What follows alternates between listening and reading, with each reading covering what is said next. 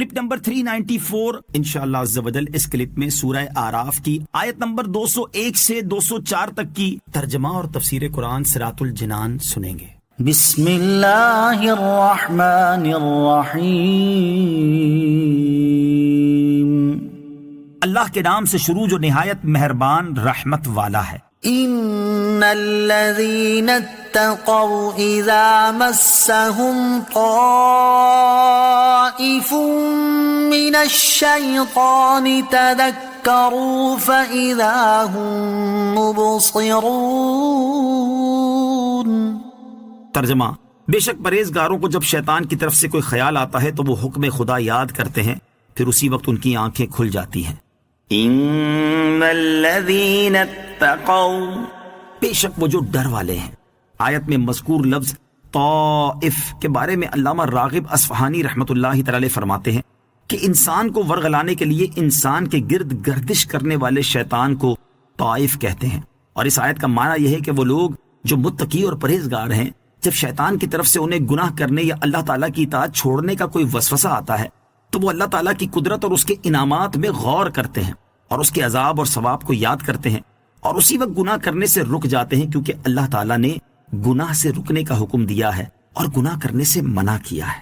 شیطان کے وسوسے سے بچنے کا ایک طریقہ اس سے معلوم ہوا کہ جب شیطان دل میں گناہ کرنے کا وسوسہ ڈالے تو اس وقت اللہ تعالیٰ کی قدرت اور اس کے انعامات میں غور کرنا اور اللہ تعالیٰ کی سزا اور اس کے ثواب کو یاد کرنا اس وسوسے کو دور کرنے اور گناہ سے رکنے میں معاون و مددگار ہے. لہذا جب بھی شیطان گناہ کرنے پر اکسائے تو اس وقت بندے کو چاہیے کہ وہ اپنے اوپر اللہ تعالیٰ کی قدرت اور اس کے انعامات و احسانات کو یاد کرے اور نافرمانی کرنے پر اس کی طرف سے ملنے والی سزا اور اطاعت کرنے کی صورت میں اس کی طرف سے ملنے والے ثواب کو یاد کرے، تو انشاءاللہ شیطان کا وسوسہ دور ہو جائے گا اور وہ گناہ کرنے سے بچ جائے گا. اور اگر شامت نفس سے گناہ سرزد ہو جائے تو فوراً اللہ تعالیٰ کو یاد کر کے اپنے گناہ کی معافی مانگ لے، جیسا کہ ایک اور مقام پر اللہ تعالیٰ ارشاد فرماتا ہے: والذین اذا فعلوا فاحشة او ظلموا انفسهم ذکروا اللہ فاستغفروا لذنوبهم ومن يغفر الذنوب الا اللہ وَلَمْ يُصِرُّوا عَلَى مَا فَعَلُوا وَهُمْ يَعْلَمُونَ. ترجمہ: اور وہ لوگ کہ جب کسی بے حیائی کا ارتکاب کر لیں یا اپنی جانوں پر ظلم کر لیں تو اللہ کو یاد کر کے اپنے گناہوں کی معافی مانگے، اور اللہ کے علاوہ کون گناہوں کو معاف کر سکتا ہے، اور یہ لوگ جان بوجھ کر اپنے برے اعمال پر اصرار نہ کریں. امیر المومنین حضرت عمر فاروق رضی اللہ تعالیٰ عنہ کے زمانہ مبارک میں ایک نوجوان بہت متقی و پرہیزگار و عبادت گزار تھا، حتیٰ کہ حضرت عمر رضی اللہ تعالیٰ عنہ بھی اس کی عبادت پر تعجب کیا کرتے تھے. وہ نوجوان نماز عشاء مسجد میں ادا کرنے کے بعد اپنے بوڑھے باپ کی خدمت کرنے کے لیے جایا کرتا تھا.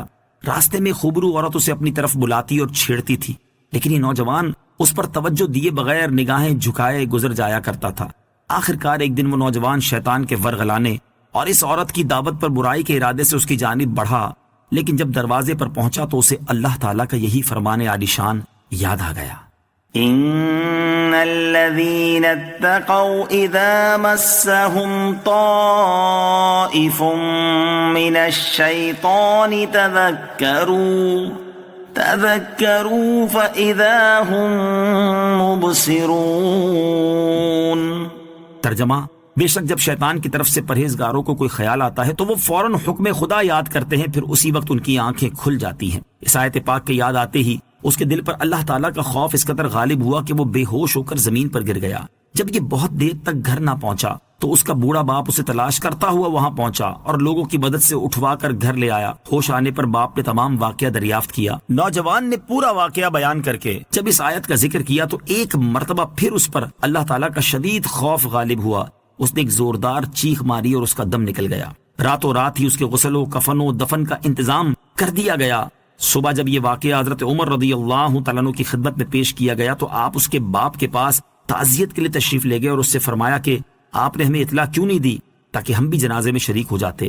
اس نے عرض کیا: امیر المومنین، اس کا انتقال رات میں ہوا تھا اور آپ کے آرام کا خیال کرتے ہوئے بتانا مناسب معلوم نہ ہوا. آپ نے فرمایا کہ مجھے اس کی قبر پر لے چلو. وہاں پہنچ کر آپ نے یہ آیت مبارکہ پڑھی: وَلِمَنْ خَافَ مَقَامَ رَبِّهِ جَنَّتَانِ.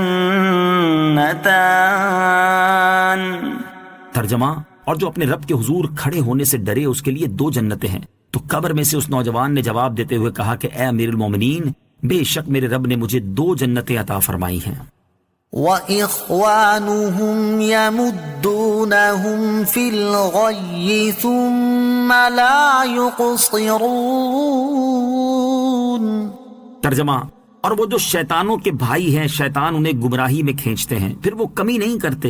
وَإِخْوَانُهُمْ، اور وہ جو شیطانوں کے بھائی ہیں، ارشاد فرمایا کہ شیطانوں کے بھائی یعنی مشرکوں کو شیطان گمراہی میں کھینچتے ہیں یہاں تک کہ وہ گمراہی پر پکے ہو جاتے ہیں، پھر وہ نہ تو گمراہی سے رکتے ہیں اور نہ گمراہی چھوڑتے ہیں. وَإِذَا لَمْ تَأْتِهِمْ بِآيَةٍ قَالُوا لَوْلَا اجْتَبَيْتَهَا قُلْ إِنَّمَا أَتَّبِعُ مَا يُوحَى إِلَيَّ مِنْ رَبِّي هَذَا بَصَائِرُ مِنْ رَبِّكُمْ وَهُدًى وَرَحْمَةٌ لِقَوْمٍ يُؤْمِنُونَ.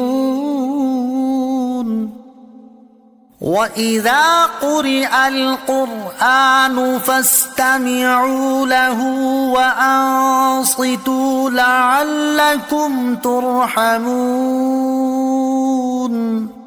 ترجمہ، اور اے حبیب جب تم ان کے پاس نشانی نہیں لاتے تو کہتے ہیں کہ تم نے خود ہی کیوں نہ بنا لی. تم فرماؤ میں تو اسی کی پیروی کرتا ہوں جو میری طرف میرے رب کی طرف سے وحی بھیجی جاتی ہے.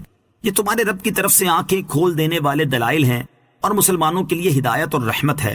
اور جب قرآن پڑھا جائے تو اسے غور سے سنو اور خاموش رہو تاکہ تم پر رحم کیا جائے. وَإِذَا قُرِئَ الْقُرْآنُ، اور جب قرآن پڑھا جائے. اس سے پہلی آیت میں اللہ تعالیٰ نے قرآن مجید کی عظمت بیان فرمائی تھی کہ قرآن پاک کی آیات تو تمہارے رب کی طرف سے آنکھیں کھول دینے والے دلائل ہیں اور ایمان لانے والے لوگوں کے لیے ہدایت اور رحمت ہے.